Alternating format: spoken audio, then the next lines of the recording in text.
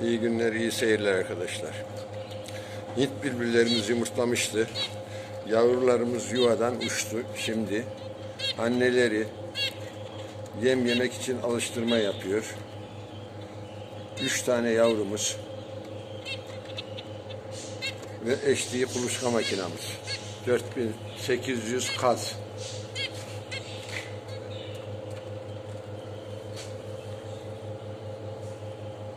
Yeni çalıştırdık makinayı. 9600 tavuk kapasiteli ve ekranı. Bülbüller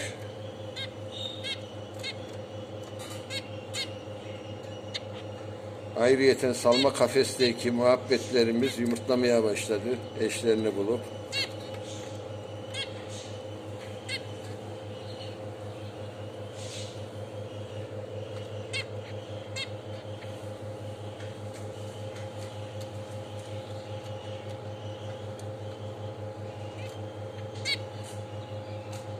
Şu anda makineyi yeni çalıştırdığımız için karbondioksit 1800'lerdeydi.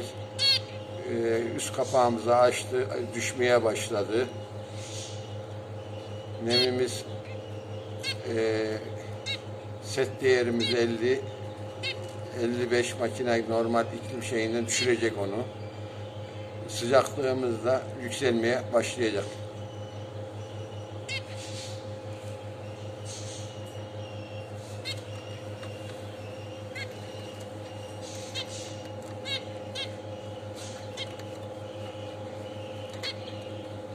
Ve yuvanın içi.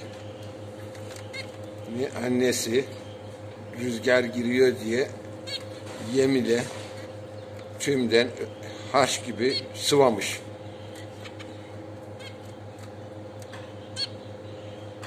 İyi seyirler, iyi günler, bereketli, bol çıkımlar.